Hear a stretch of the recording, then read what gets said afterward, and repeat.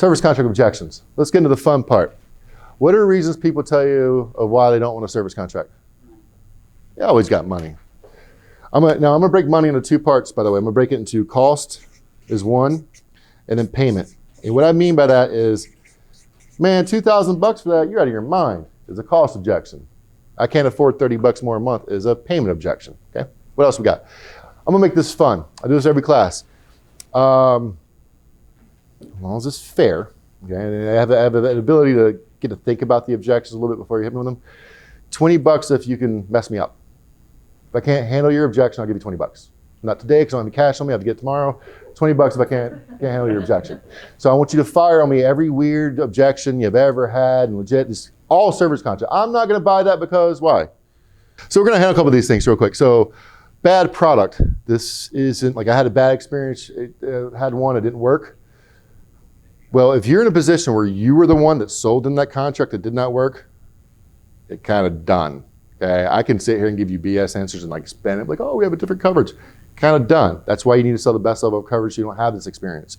Most of the times what happened is they had a bad product because they bought a bad coverage, usually not from your dealership, somewhere else, and it didn't get covered. So when they say they had a bad product, a bad experience, go, tell me what happened. I came in and this, whatever it is, have them vent and explain the coverage what your contract is. And this is the only time one of the few times I actually go into the actual coverage.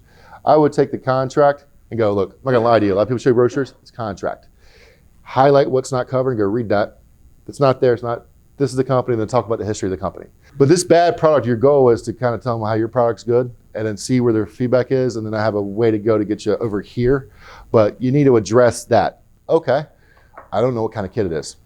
So there's a lot of variables here. If it's a 16-year-old kid that just got his license, there's one direction I'm gonna go. If it's a kid that goes to college, another one.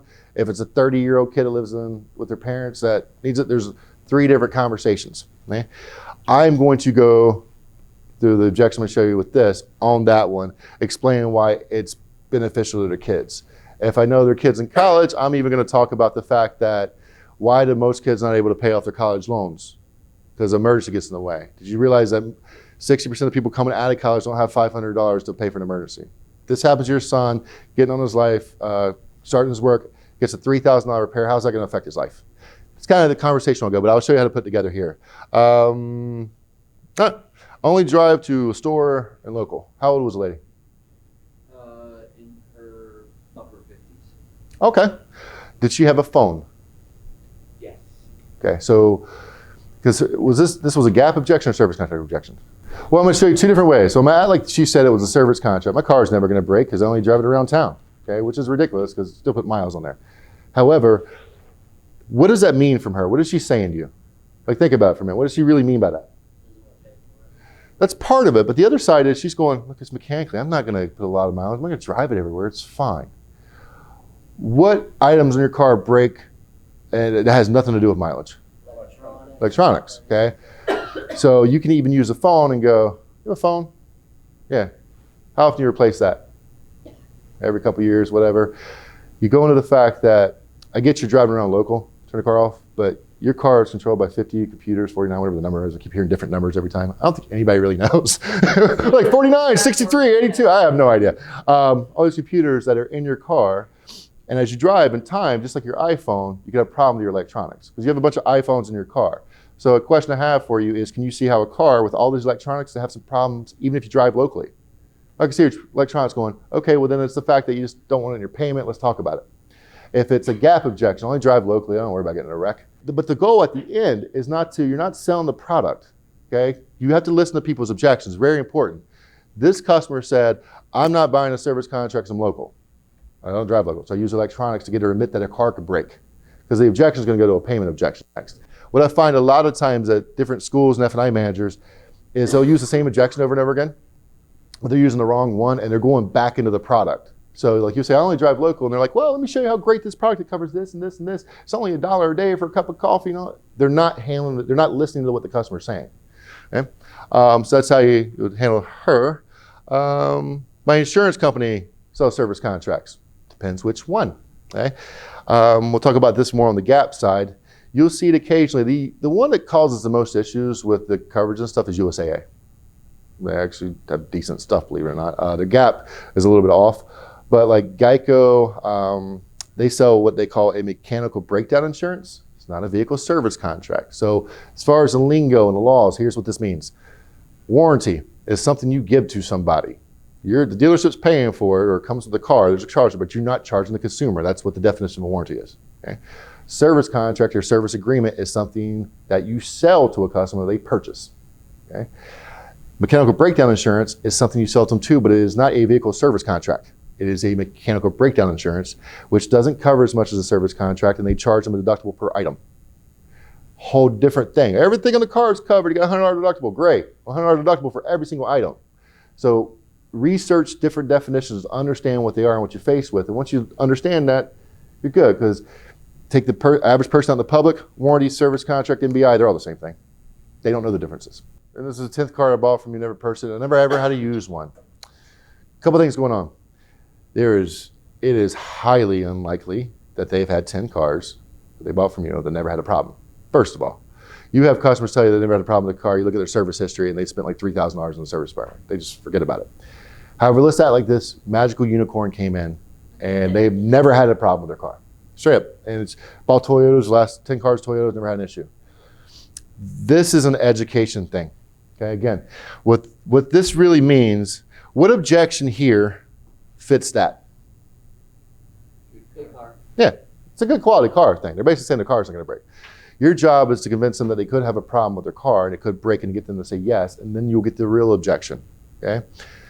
99% of the time when somebody says I got a good car, I've always bought Toyotas, are good, it's basically they just don't want to pay for it. It's what it is. 100%.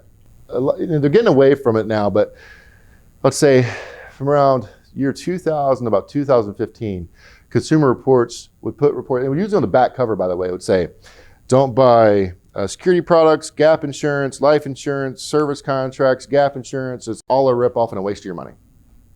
Why would they say that? Remember what I said earlier, I can name a few good companies.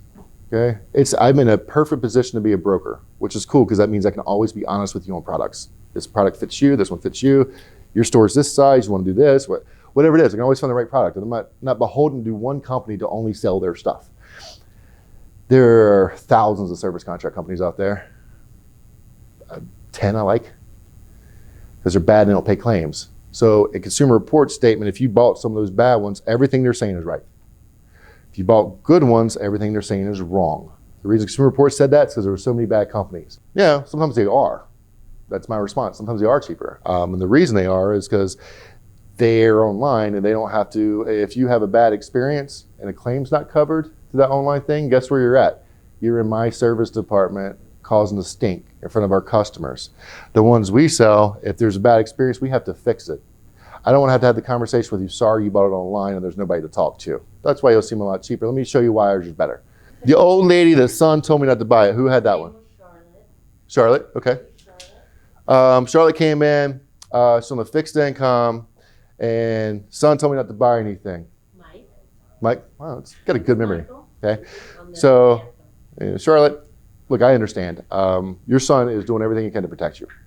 He basically doesn't want you to spend more money because you're on a fixed payment. Do you mind if we give him a call together? Okay, you have to call him, and then I wouldn't even present the products. I would explain the situation. Like, look, got Charlotte here, and again, our job is to get her in the car. I have some benefits I want to offer, but I want to explain to you because she told me that you told her not to buy anything because she's on a fixed income. Is that correct? Yes. Okay. Where am I going to go with that? Which one of these objections am I going to go with? Payment. I'm going to show that payment. So remember that when we get back to that one in a minute. Trade every 3 years. Don't want it. Whatever, anything. If you don't ever know really what the objection is or it gets weird, just go, I get it. Let me ask you a question. If I could just give it to you today as part of the vehicle, would you take it? Would you want it? The answer will always be yes, unless maybe that one. Husband likes to spend money. Will always be yes. And then go, well, it's the fact that you like the idea, it just doesn't fit in your budget, right? And I'm going to roll that objection because that's really, this is don't want to pay for it, don't want to pay for it, don't want to pay for it. That's what they are. Sometimes this is legit. Like if you go, well, if it's free and they come back and go, well, yeah, I'll take it just in case I ever change my mind. But I typically turn the car in with like 25,000 miles on it when I bring it back and get a new one. Well, then that in your head is going to tell you to sell other stuff. And if you don't know where to go, you can always take them here. So I want to talk about